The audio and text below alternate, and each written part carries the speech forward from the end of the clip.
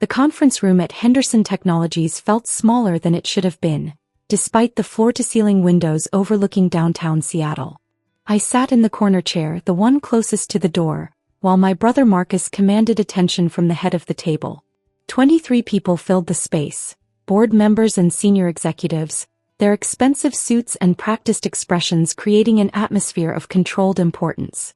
Before we begin the quarterly review, Marcus announced, adjusting his Patek Philippe watch with deliberate slowness, I'd like to address a personal matter that's been bothering me. My father, Gerald Henderson, sat 2 seats to Marcus's right, his silver hair perfectly styled, his custom suit immaculate. At 62, he still carried himself like the corporate titan he'd been before semi-retirement. He nodded encouragingly at Marcus, a small smile playing at his lips. My sister Emily decided to grace us with her presence today, Marcus continued, gesturing toward me with what might have looked like casual dismissal to anyone who didn't know him. I knew him. This was calculated. She's been asking questions about company operations, stock structures, things that are frankly beyond her comprehension. Several board members shifted uncomfortably. Jonathan Price, the CFO who'd been with the company for 8 years, studied his tablet screen with sudden fascination. Margaret Chin, head of operations, found something interesting in her coffee cup. Marcus, I said quietly, keeping my voice level, I was simply trying to understand. That's exactly the problem, he interrupted, leaning forward with practiced intensity. You're trying to understand things you'll never understand. Real business, strategic positioning, market dynamics. He paused, letting each phrase land with weight. You work an entry-level administrative job at some nonprofit. You schedule meetings and order office supplies. That's not business, Emily. That's busy work. My mother, Patricia, sat beside Dad, her designer handbag placed just so on the table. She didn't defend me. She never did when Marcus was performing. Your brother has tripled company revenue in 3 years, Dad interjected, his voice carrying the boom of someone used to commanding rooms. He's expanded us into 4 new markets, secured partnerships with Fortune 500 companies, positioned us for an IPO that could make this family generationally wealthy beyond what I ever achieved. And you, Marcus said, his attention boring into me, you live in a studio apartment in Capitol Hill. You drive a 7-year-old Honda. You shop at Target. He said Target, the way some people might say landfill. So when you ask questions about equity structures and shareholder agreements, you'll forgive me for not taking you seriously. I'm just trying to learn, I said, my hands folded in my lap, my expression neutral. Years of family dinners had taught me that showing emotion only gave them ammunition. Learn. Marcus laughed and several executives joined in with polite chuckles. Emily, I have an MBA from Wharton. Dad built a $200 million company from nothing. You have a bachelor's degree in nonprofit management from a state school. These aren't the same things. My phone vibrated in my pocket. I ignored it. I think what Marcus is trying to say, Mom offered, her tone suggesting she was being diplomatic when she was actually twisting the knife, is that we're proud of your work with your little charity. Helping people is noble. But it's not the same as creating value, building enterprise, understanding markets. Her charity has 4 employees, Marcus added. I have 847. The scale isn't comparable. David Morrison, the lead investor who'd backed Henderson Technologies' Series C round, cleared his throat. Perhaps we should move to the agenda items. In a moment, David, Marcus said smoothly. I think it's important that everyone in this room understands the hierarchy here. Emily isn't on the board. She isn't a shareholder. She has no formal role in this company. She's here because she's family, and I'm trying to be generous by exposing her to what real business looks like. Though that generosity has limits, Dad added. We can't have someone who doesn't understand the fundamentals questioning strategic decisions. I wasn't questioning, I said softly. I asked about the shareholder distribution because you saw some paperwork you didn't understand, Marcus finished. Yes, Emily, companies have complex ownership structures. There are voting shares, non-voting shares, preferred shares, options pools. It's not something you can grasp from reading a few documents. Jennifer Wu, the company's general counsel, shifted in her seat. She'd been studying me with an odd expression for the past several minutes.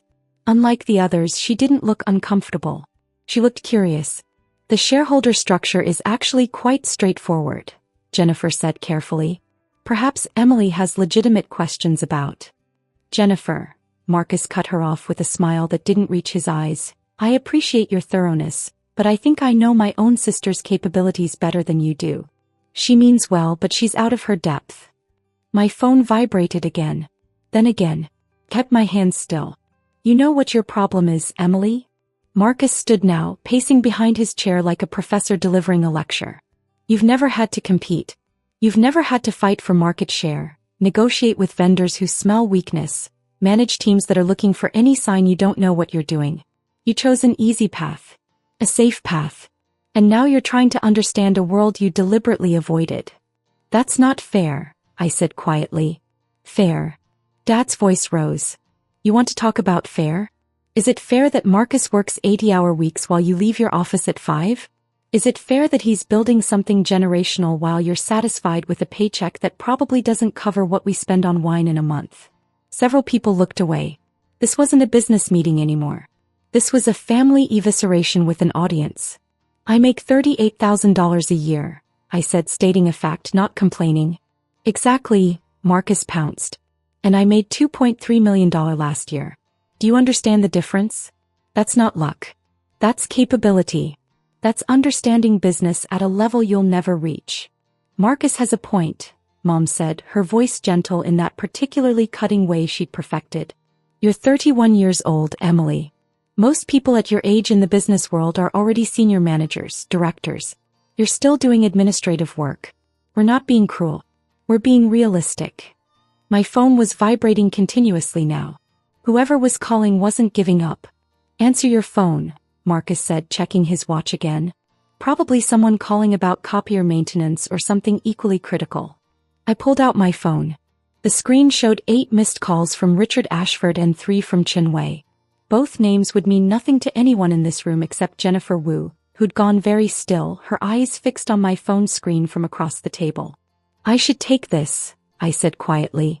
Of course you should, Marcus said. Well, wait. I'm sure your emergency involves someone's travel reimbursement or a scheduling conflict for a meeting room. I stood and walked to the corner of the room by the windows. Richard Ashford's number appeared again. I answered. Ms. Henderson, Richard's British accent was crisp with urgency. I've been trying to reach you for 40 minutes. Chin Wei is on the line as well. We have a situation that requires immediate authorization. I'm in a meeting, I said quietly. I understand, but this can't wait. The Phoenix Holdings acquisition is moving forward ahead of schedule. The Singapore group is pressuring for a decision on the Henderson Technologies position. We need to know whether you want to proceed with the full sale of your stake or maintain majority control. Behind me, I could hear Marcus resuming his presentation about quarterly projections, his voice confident and commanding.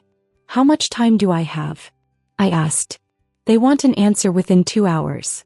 Given the current valuation at $268 million, your 67% stake represents approximately $180 million. But if Phoenix completes their acquisition first, your control position becomes significantly more valuable. Chin Wei calculates potential value at $340 million within 18 months if you maintain control and exercise certain options. I closed my eyes briefly. 18 months of planning was accelerating faster than anticipated. Ms. Henderson? Richard prompted. Schedule an emergency board call for 3 hours from now, I said. I'll need Chin Wei, the Phoenix Holdings team, and our legal counsel. Your brother's meeting will still be in progress, Richard noted. I know. Shall I send the standard NDA warnings to everyone who'll be present? Yes. And Richard? Send the full Henderson Technologies ownership documentation to Jennifer Wu at this address. She's going to need it in about 15 minutes. I ended the call and returned to my seat. Marcus was deep into a PowerPoint presentation about expansion into the Portland market, his laser pointer highlighting growth projections. Everything okay? He asked without pausing his presentation. Did they run out of sticky notes? A few people laughed. Everything's fine, I said. Good, Marcus continued. As I was saying, Portland represents a $47 million opportunity over 3 years.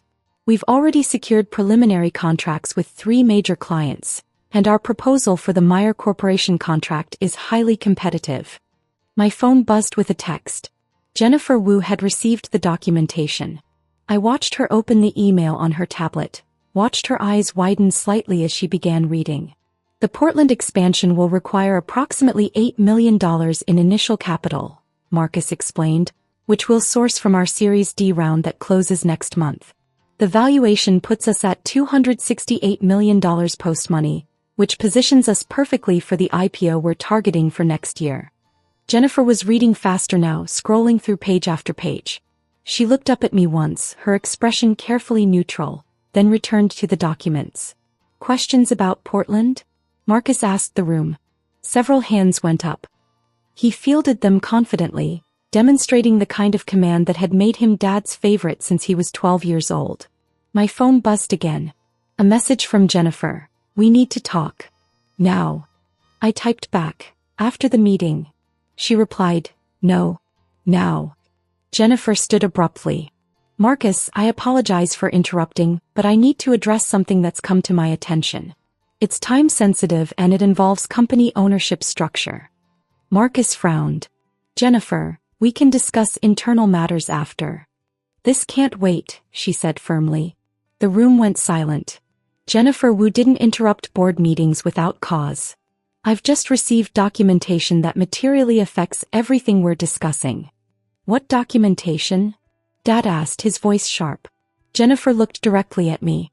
Hey, I nodded once. Emily Henderson, Jennifer said clearly, is not a casual observer at this meeting. According to the ownership documents I've just reviewed, certified by 3 separate law firms including Chinwei Associates in Singapore, Morrison & Partners in New York, and Ashford Legal Group in London, Emily owns 67% of Henderson Technologies. The room erupted. Marcus actually stepped backward, his laser pointer clattering to the table. Dad's face went through 3 different shades of red in rapid succession. Mom's perfectly applied makeup couldn't hide the sudden draining of color from her cheeks. That's impossible, Marcus said, his voice lacking its earlier confidence. I own 45% of this company. Dad owns 30%. The investors own the rest. You own 45% of voting Class A shares, Jennifer corrected, her lawyer voice precise and unemotional. Emily owns 67% of total equity through a combination of Class B shares, preferred shares and convertible instruments that were established through a series of strategic acquisitions over the past 4 years. 4 years. Dad stood now, his hands flat on the table. What acquisitions? I would know about. You wouldn't, Jennifer interrupted, because they were conducted through intermediary investment vehicles. Phoenix Holdings, Chinwei Capital, Ashford Ventures. All 3 entities purchased shares from early investors, employees who exercised options, and outside parties who acquired equity during the company's first 3 funding rounds. And these entities are. David Morrison had gone very pale. Wholly owned by Emily Henderson, Jennifer said. I've verified the documentation with all 3 law firms. The chain of ownership is clear, legal, and has been registered with the SEC for 18 months. Marcus sank into his chair. You're telling me my sister owns my company? I'm telling you, Jennifer said, pulling up documents on the main screen, that Emily owns 2/3 of Henderson Technologies and has owned it since before your Series C round. The numbers appeared on screen. Detailed cap tables, ownership percentages, acquisition dates. My name appeared repeatedly through the intermediary companies. The Series C round, David Morrison said slowly, understanding dawning. Phoenix Holdings was the lead investor. We thought they were a Singapore tech fund.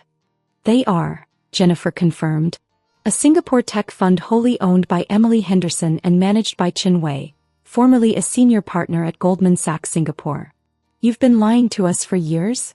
Mom's voice was shrill. I've never lied, I said calmly. I've never claimed to own nothing. You all assumed I owned nothing. You assumed my job at the nonprofit was all I did. You assumed I didn't understand business. Your entry-level job, Marcus started, is volunteer work, I finished. I don't take a salary. I founded the organization 6 years ago, funded it personally, and it now operates in 14 states with 83 employees, not 4. But none of you ever asked. Dad's face had moved past red into a concerning purple. If you own 67% of this company, then every decision we've made required my approval, Jennifer confirmed, which Emily provided through her designated representatives on the board. Phoenix Holdings has had 2 board seats for 18 months. You've been voting with them on every major decision. The IPO, Marcus whispered. If Emily owns 67%, then the IPO would make her current pre-money valuation is $268 million, David Morrison calculated out loud, his investor's brain automatically running numbers even in shock. Post-IPO we're projecting $800 million to $1.2 billion. 67% of $1 billion is $670 million, I said quietly. Give or take. The silence in the room was absolute. Through the windows, Seattle went about its business, oblivious to the bomb that had just detonated on the 43rd floor. Why? Marcus finally asked. His earlier confidence had completely evaporated. He looked young suddenly and lost. Why would you do this? Do what? I asked. Invest in a promising technology company? That's what good business people do, Marcus. They see opportunities and they capitalize on them. You let us think, Mom started. I let you think what you wanted to think, I said. I drive a 7-year-old Honda because I like my car. I live in Capitol Hill because I love my neighborhood. I shop at Target because it's convenient. None of those things have anything to do with my net worth. The nonprofit, Dad said, still processing. Your little charity has an annual budget of $47 million, I said. It's not little. It's just not something you ever bothered to learn about. Jennifer was advancing through more slides now, pulled from the documentation I'd had Richard send her. Emily's investment portfolio extends beyond Henderson Technologies. She has majority or significant stakes in 12 companies across tech, healthcare, and renewable energy. Her net worth, as of this morning's valuations, is approximately $890 million. Almost $1 billion, Marcus said numbly. And you let me, he continued, his voice rising, you let me stand here and lecture you about business? You let me mock your career, your income, your capabilities. Yes, I said simply. Why? Because I wanted to see how far you'd go, I said, my voice still calm. I wanted to see if anyone in this family would ever think to ask me about my life rather than assume they understood it. 4 years, Marcus. 4 years of family dinners where you talked about your deals, your successes, your brilliant strategies. 4 years where I asked questions and you treated them like a child asking about adult matters. You were humiliating us, Mom said, her voice sharp. No, I corrected. You were humiliating yourselves. I was just watching. My phone rang again. I checked the screen. I need to take this. It's Chin Wei. Wait, Dad commanded, using the voice that had made executives jump for decades. You can't just drop this bomb and leave. I can actually, I said, already standing. I own 67% of this company, which means I can do essentially whatever I want. But to address your concern, I'm not leaving. I'm taking a call about whether to sell my stake to Phoenix Holdings for $180 million or maintain control through the IPO. Sell? Marcus jerked upright. You can't sell. If Phoenix already owns your shares and they're buying more, then they'd own over 90% of the company, David Morrison finished. They could force a buyout of all remaining shareholders at their chosen price. Which would mean, Jennifer added, that everyone in this room with equity would be cashed out at Phoenix's valuation, not the IPO valuation. That's tens of millions of dollars in difference, Dad said, the calculation hitting him. Marcus's stake would be worth significantly less, I confirmed. About 60% less than the IPO scenario. But it would be clean, quick, and you'd all be out of the company within 6 months. You wouldn't, Marcus said, but uncertainty flooded his voice. I'm considering it, I said honestly. Phoenix Holdings has been pushing for full acquisition for 6 months. I've been resistant because I believed Henderson Technologies had strong leadership and significant growth potential. But this morning's meeting has given me doubts about the leadership assessment. Because we didn't know you owned the company? Mom demanded. That's vindictive. No, I said, because you demonstrated that you make assumptions without verification, that you value appearance over substance. and that you're willing to publicly humiliate someone you believe has no power. Those are concerning leadership qualities. I answered the phone. Chinwei, give me one moment. I muted it and looked at the room. I'm going to take this call in the executive office down the hall. It will last approximately 30 minutes. During that time, you might want to discuss how you'd like to proceed. Proceed with what? Dad asked. With your employment, I said simply. Marcus, you're the CEO, but I'm the majority shareholder. I have the right to replace you at any time for any reason. Dad, you're chairman of the board, but I control 67% of the votes. I can reconstitute the board with a single shareholder resolution. Mom, you're not employed by the company, so this doesn't affect you directly, but your family's financial future is very much on the table. You're threatening us, Marcus said. I'm informing you of the situation, I corrected. Whether it's a threat depends entirely on how you choose to interpret it and respond to it. I walked to the door, then paused. One more thing. When I come back from this call, I'm going to ask for your recommendation on whether I should sell to Phoenix or maintain control through the IPO. Your answer will tell me a lot about whether you understand business, Marcus. Whether any of you do. I left them there, their faces a mixture of shock, anger, and calculation. The executive office was empty, a small space with a desk and a chair and windows overlooking the city. I unmuted my phone. Chinwei, I'm sorry for the delay. No apology necessary, her crisp voice replied.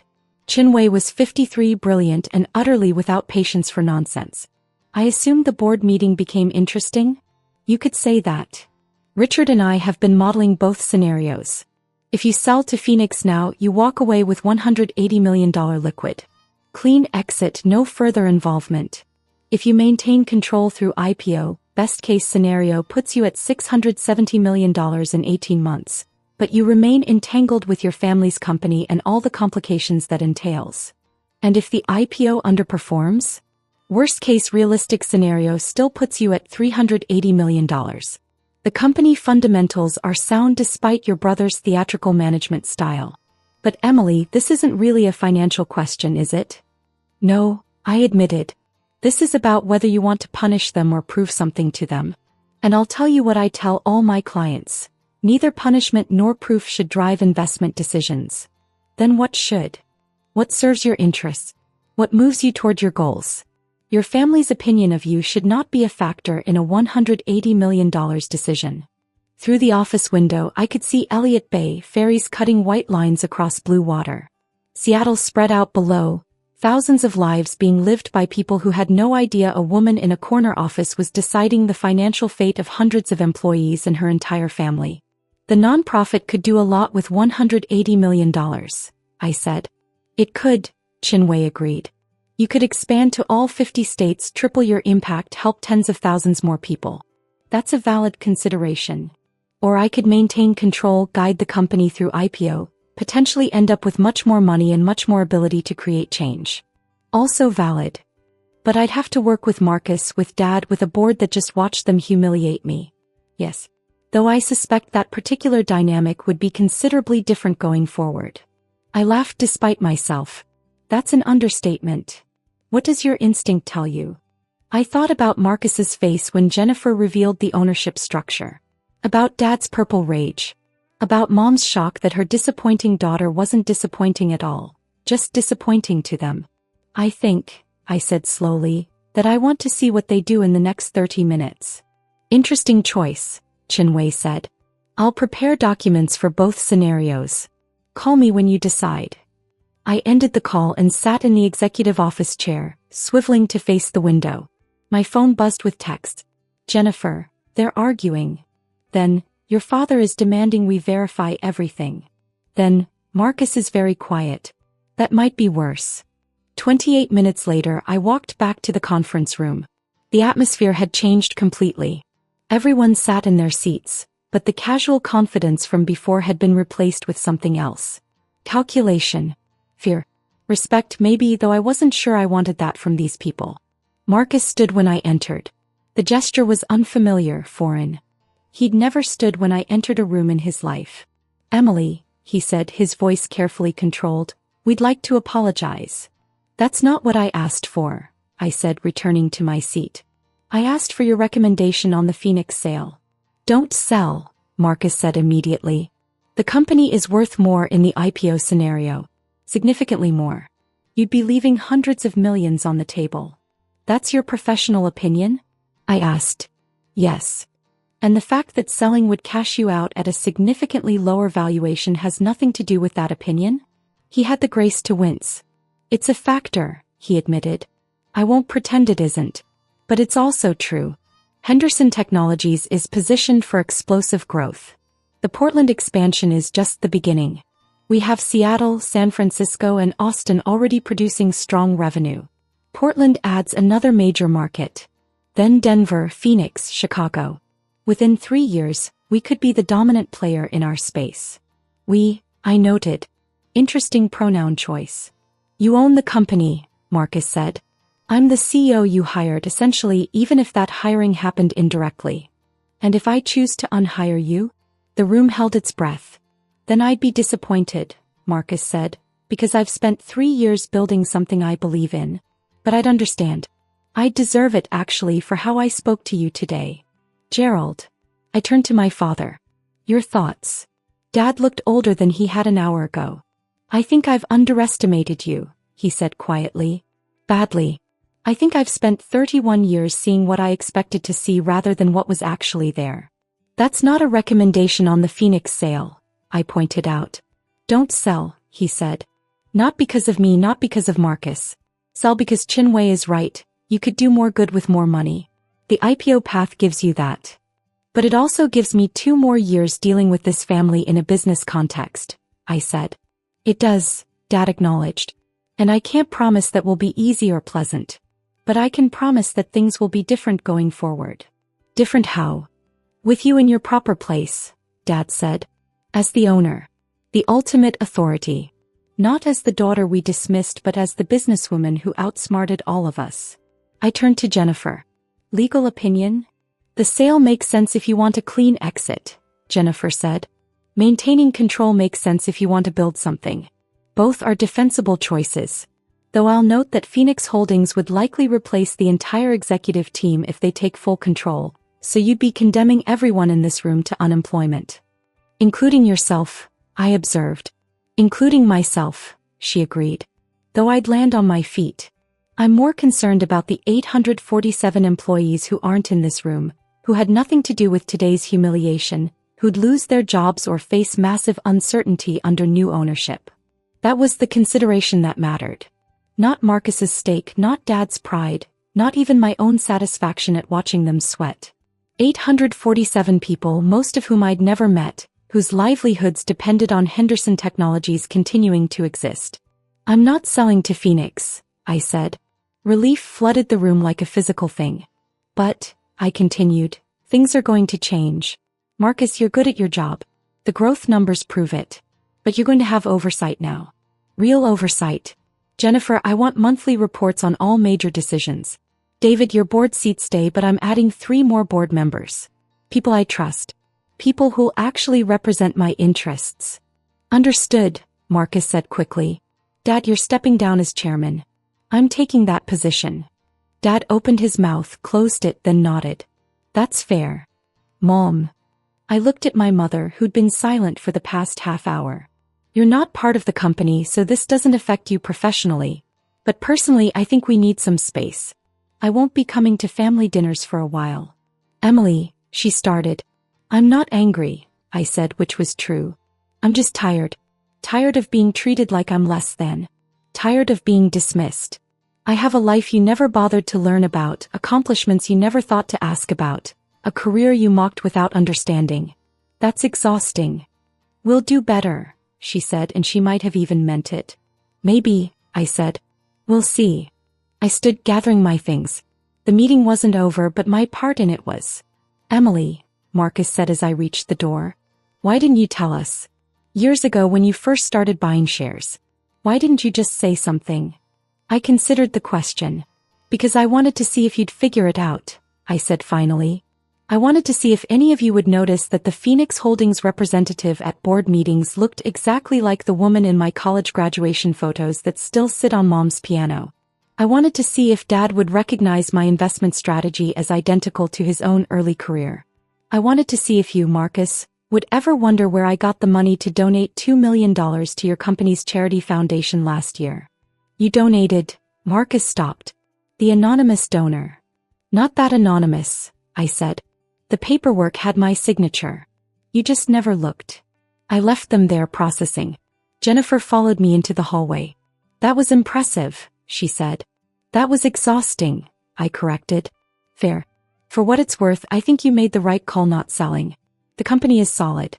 Marcus is actually good at his job when he's not being an arrogant ass. With proper oversight, Henderson Technologies could be something really special. I know, I said. That's why I bought it in the first place. My phone rang again. Richard Ashford, probably wanting to know the outcome. I need to update my team, I told Jennifer. Can you send me the board meeting minutes once they're finalized? Of course. Though I suspect these will be the strangest minutes I've ever written. Item 4. Emily Henderson revealed to own the company. Chaos ensued. I smiled despite myself. Keep it professional, Jennifer. Always do. I took the elevator down 43 floors, walked through the lobby where the security guard nodded at me the same way he had when I entered. Just another visitor, nothing special, and stepped out into Seattle afternoon sun. My phone showed text from Chinwei. Heard you're maintaining control. Good choice. Richard, board call still scheduled? A message from my assistant at the nonprofit. Reminder. Youth Center opening tomorrow at 10 a.m. Press will be there. The Youth Center. Right. The project I'd spent 2 years funding and planning. The one that would serve 500 kids in underserved neighborhoods. The one my family didn't know about because they'd never asked what my nonprofit actually did. I texted back, I'll be there. Then I walked to my 7-year-old Honda, which started reliably like it always did, and drove back to my studio apartment in Capitol Hill, which had exposed brick and great light and cost $1,800 a month, even though I could afford something 100 times more expensive. I could afford a lot of things. A bigger car. A bigger apartment. A different family. But I'd learned something my father and brother never understood. Having money and needing to prove you have money are two entirely different things. One is wealth. The other is insecurity. And I'd never been insecure about what I'd built. I'd only been disappointed that my family couldn't see it. Now they could. Whether they'd learn anything from it remained to be seen. My phone buzzed one final time. A text from Marcus. I'm sorry. Really. And not just because you own the company. Because I was cruel. Because I should have known better. Because you're my sister and I failed you. I stared at the message for a long time. Then I typed back. I know. Not forgiveness. Not yet. But acknowledgement. It was a start.